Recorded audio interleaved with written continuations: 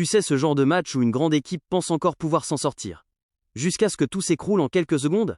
Eh bien, c'est exactement ce qui est arrivé au Real Madrid. Parce que ce soir, sur la pelouse de Majorque, les Madrilènes ont peut-être perdu bien plus qu'un simple match. Ils ont perdu du terrain dans la course au titre, ils ont perdu une occasion immense de mettre la pression sur le Barça, et surtout, ils ont montré une fragilité que personne n'attendait à ce moment de la saison. Le plus cruel dans cette histoire, c'est que le Real avait presque réussi à s'en sortir. Après avoir souffert, après avoir buté sur un gardien en état de grâce, après avoir été puni sur l'une des rares vraies occasions adverses, les hommes de Madrid avaient enfin trouvé l'ouverture à la 88e minute grâce au retour héroïque d'Éder Militao.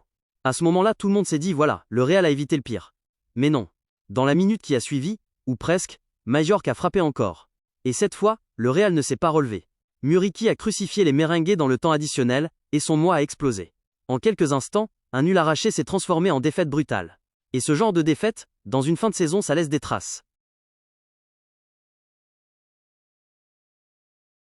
Ce match, sur le papier, ressemblait pourtant à un rendez-vous que le Real Madrid devait gérer. Pas forcément facilement, mais avec l'autorité d'un candidat au titre. En face, Majorque jouait avec l'énergie d'une équipe qui lutte pour sa survie. Et justement, c'est souvent là que résident les plus grands pièges de la Liga. Ces équipes qui ne dominent pas, qui ne brillent pas toujours balle au pied, mais qui jouent chaque duel, comme si leur saison entière dépendait de cette action.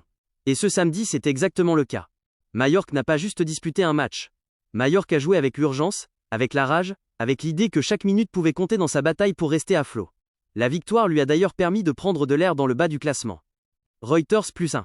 Le Real, lui, est entré dans la rencontre avec l'idée de contrôler. Et pendant une bonne partie du début de match, on a vu une équipe madrilène, supérieure techniquement, plus menaçante, plus capable de produire du danger.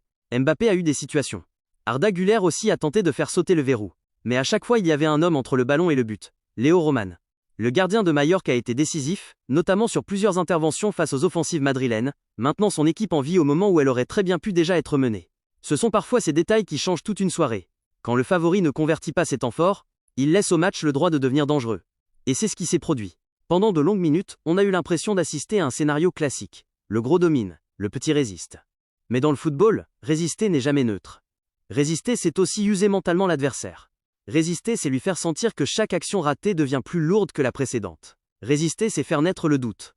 Et à partir du moment où le doute s'installe, le match change de nature. Ce n'est plus seulement une question de qualité, c'est une question de nerfs, de patience, de lucidité. Le Real Madrid a alors commencé à tomber dans ce piège invisible.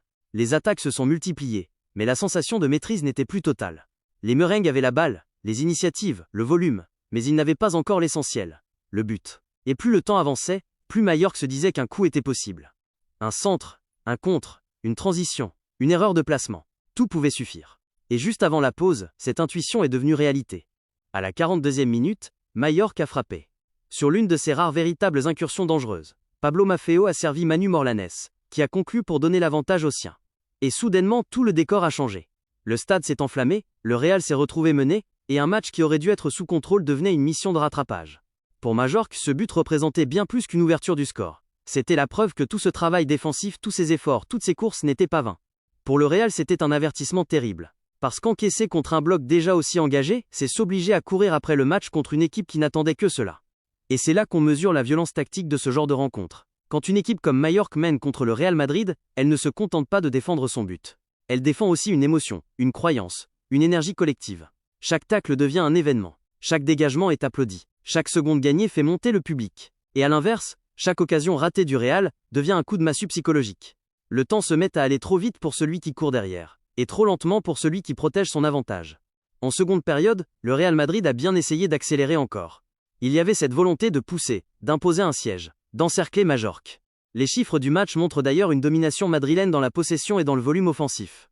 Mais dominer n'est pas marqué, et dans ce sport, c'est parfois la leçon la plus dure. Madrid a eu plus le ballon, davantage de tentatives, plus de présence dans le camp adverse.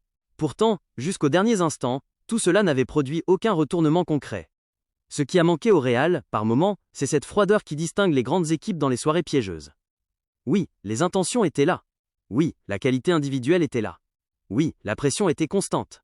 Mais il y avait aussi une forme de précipitation, comme si le match, à force d'être bloqué, forçait Madrid à chercher la solution avec plus d'urgence que de clarté. Et quand une équipe se précipite, elle ouvre aussi la porte aux transitions, aux erreurs, aux pertes de concentration. Majorque n'a pas eu besoin de créer 10 occasions. Il lui a suffi d'être prêt quand la brèche s'est présentée. Et pourtant, malgré toutes ces difficultés, le Real Madrid a trouvé une forme d'espoir presque cinématographique à la 88e minute. Celui qui a remis son équipe dans le match, ce n'est pas seulement un défenseur. C'est un symbole. Eder Militão, de retour après la blessure subie en décembre, a surgi pour égaliser. À ce moment-là, on pouvait presque entendre le récit se réécrire tout seul. Le Real souffre, le Real tremble, mais le Real finit toujours par revenir. Le retour du guerrier, le défenseur qui sauve son équipe, l'égalisation tardive qui évite le naufrage. Tout y était. Pendant quelques instants, le scénario paraissait écrit pour Madrid. Et c'est justement pour cela que la suite a été encore plus brutale. Parce qu'au lieu d'être le point de départ d'un ultime assaut victorieux, ce but de Militão n'a été qu'une parenthèse. Une illusion, une respiration de quelques secondes dans une soirée qui avait décidé de punir Madrid jusqu'au bout. Dans le temps additionnel, Vedat Muriqi a frappé. Un coup fatal. Un coup qui a renversé l'émotion du match presque instantanément. Le Real venait à peine de croire à son sauvetage que Mallorca lui arrachait tout. C'est ce genre de moment qui fait très mal dans une saison. Non seulement tu perds, mais tu perds après avoir cru t'être sauvé. Et cette sensation laisse souvent plus de traces qu'une défaite logique. Il faut parler aussi de Muriqi, parce que son but n'est pas anodin. Ce n'est pas juste le buteur du soir. C'est un joueur qui incarne parfaitement ce type de victoire. La présence, le combat, l'impact, la capacité à faire basculer un match dans les derniers instants. Reuters a d'ailleurs rappelé qu'il figurait parmi les meilleurs buteurs de Liga cette saison, juste derrière Mbappé au moment de cette rencontre. Et dans un match aussi nerveux, avec autant de pression, il fallait quelqu'un capable de transformer une ouverture tardive en sentence immédiate. Muriqi l'a fait. Il a saisi cet instant comme un prédateur. Reuters. Cette défaite pose forcément des questions sur le Real Madrid. Pas parce qu'une grande équipe n'a pas le droit de perdre. Toutes les grandes équipes perdent. Mais parce que le timing de cette défaite est terrible. À la 30e journée, chaque point perdu pèse double. À ce stade de la saison, tu ne joues plus seulement pour gagner des matchs, tu joues pour survivre à la pression, pour envoyer des messages, pour empêcher le rival direct de prendre un ascendant psychologique. Or là, Madrid avait l'opportunité de rester au contact dans la course au titre, et au lieu de cela, il a offert un avantage énorme à son concurrent. Après cette rencontre, le Real se retrouvait à 4 points du Barça avant même le match des Catalans contre l'Atlético plus tard dans la journée. Et selon les autres résultats, l'écart pouvait devenir encore plus lourd. Mais au-delà du classement, ce match raconte quelque chose de plus profond. La différence entre la domination théorique et la brutalité du réel. Sur le papier, le Real Madrid a plus de talent, plus de stars, plus d'armes. Dans le jeu, il a eu la balle, les occasions, les séquences de contrôle. Et pourtant, il repart sans rien. Pourquoi ? Parce que le football ne récompense pas la réputation. Il récompense l'efficacité, l'intensité, la résistance mentale et la capacité à frapper au bon moment. Mallorca a fait exactement ça. Peu de situations, mais les bonnes. Peu de marge, mais une discipline énorme. Peu d'occasions, mais un réalisme maximal. Et quand tu combines ça avec un gardien en grande soirée, tu obtiens le cocktail parfait pour faire tomber un géant. Reuters plus 2. Ce match doit aussi servir de leçon au Real sur sa gestion émotionnelle. Quand tu égalises à la 88e minute, tu dois immédiatement repasser en mode contrôle absolu. Tu dois tuer l'emballement, calmer le match, verrouiller la transition suivante, ne laisser aucune fenêtre. Or là, Madrid a laissé Mallorca reprendre vie presque instantanément. Et à ce niveau, cette micro-faille se paye cash. Une grande équipe ne doit pas seulement savoir revenir. Elle doit savoir ce qu'elle fait dans les secondes qui suivent le retour. C'est souvent là que se joue la différence entre les champions et les prétendants. On peut également voir cette rencontre comme une célébration du football espagnol dans ce qu'il a de plus imprévisible. Parce que la Liga, ce n'est pas uniquement les grands noms, les maillots prestigieux et les stars mondiales. C'est aussi ce genre de soirée où un stade entier se soulève derrière une équipe qui refuse de mourir. Où un gardien sort le match de sa vie. Où un buteur frappe au moment exact où l'adversaire pensait s'être sauvé. Où un match devient un récit total, avec son suspense, ses retournements, ses héros et ses victimes. Mallorca a rappelé à tout le monde qu'en Espagne, aucun déplacement n'est une formalité. Surtout pas quand l'équipe d'en face joue sa peau. Et puis il y a l'image forte du soir, celle de Militão.